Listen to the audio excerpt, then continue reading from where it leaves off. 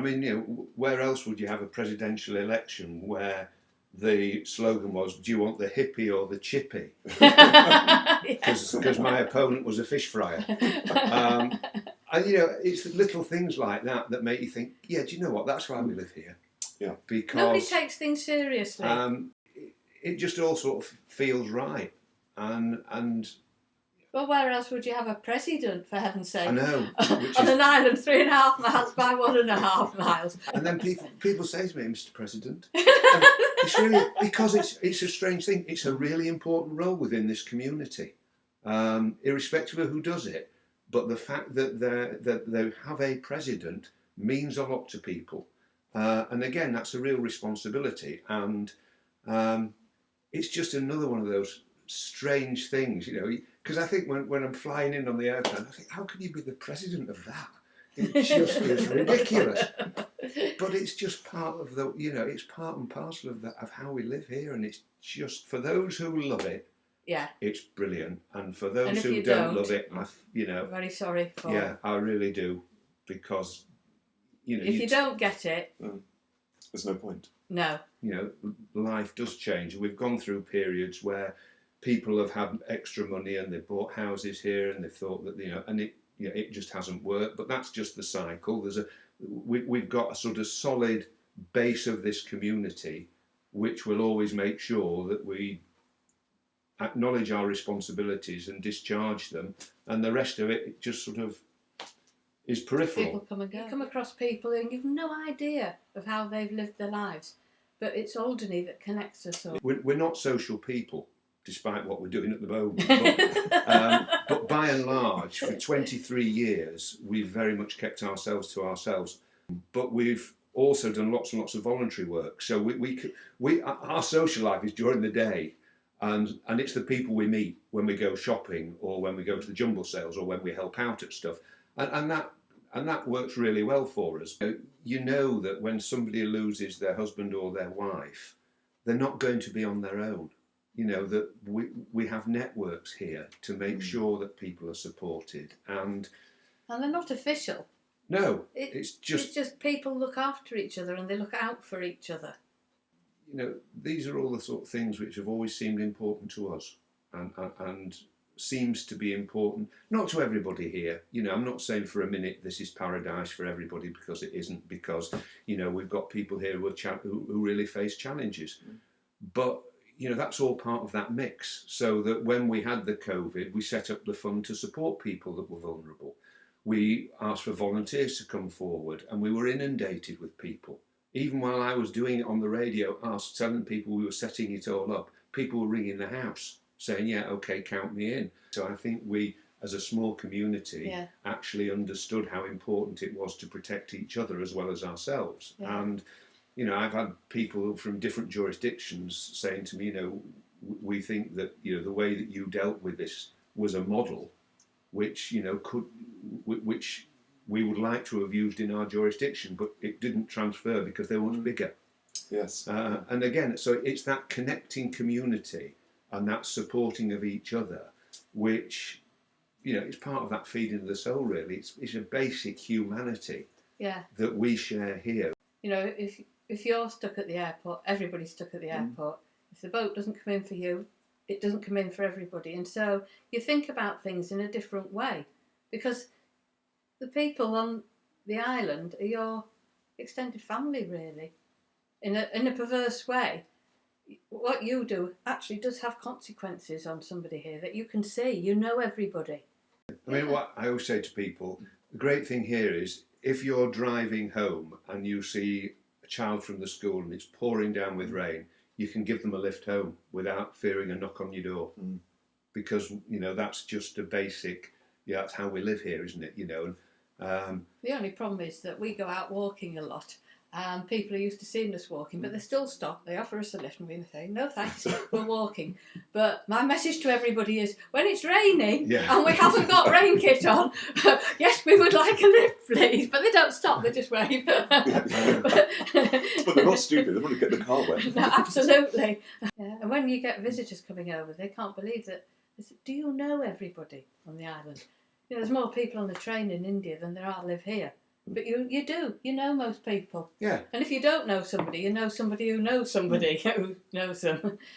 And you know, the way the other remarkable thing, people say, why does everybody wave at each other here? What's all that I about? know it's bonkers. And you just I go, know, well, but it's lovely. I don't know, we just do it. But And, if people change the car number plate or change the car, you quite often don't recognise them for a bit. I'm often waving at the wrong person. Who's that?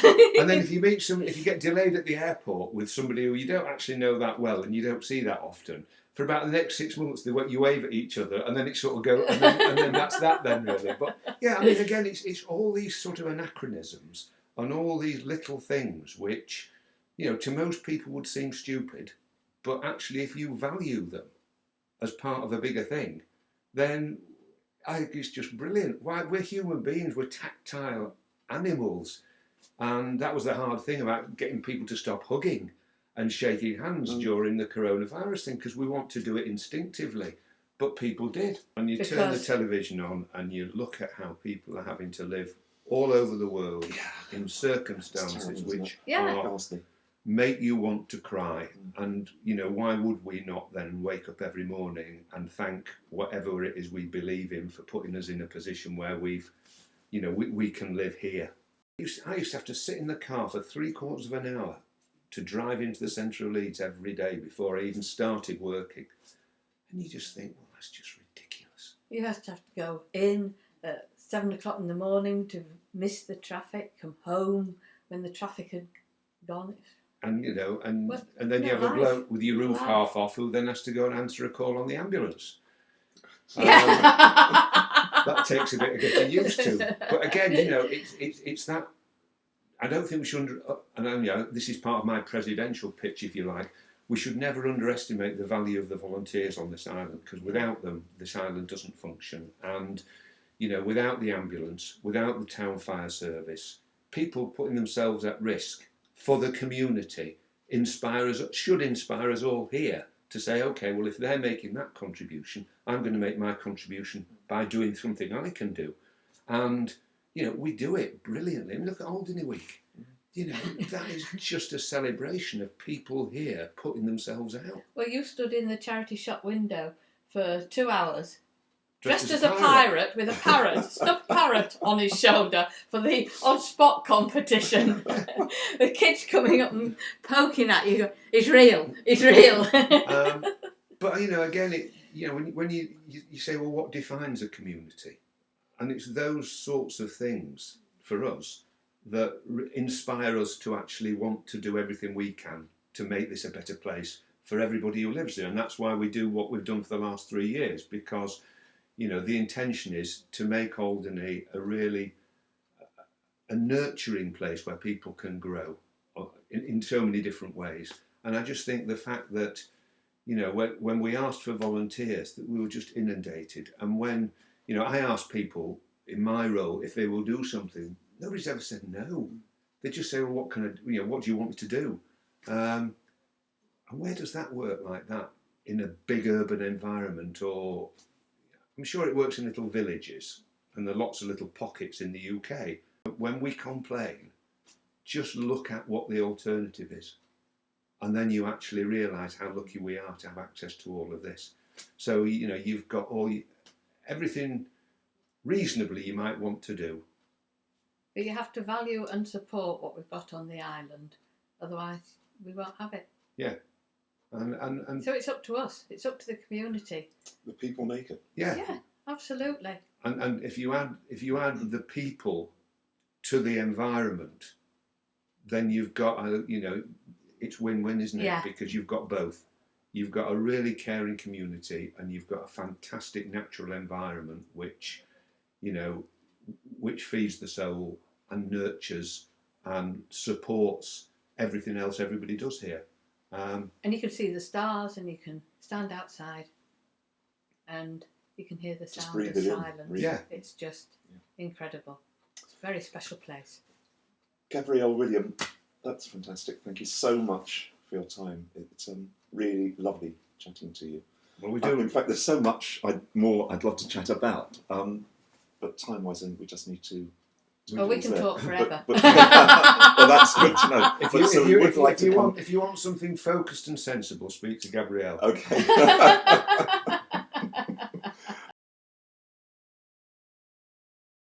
I think we're very much defined by the last 20. I feel defined far more by the last 26 years That's than I really did for the rest of my life. Well, That to live- all sort of, in a way, feels as if it was all a preparation for this. Yeah, you live the life you want to live here, the life that's comfortable. You don't just be you. We just thank the universe every day for being so blessed to be able to live the life that we can live It's a lovely thing here. to be able to say. We are so lucky, very, Yeah. very, very lucky. For the moment.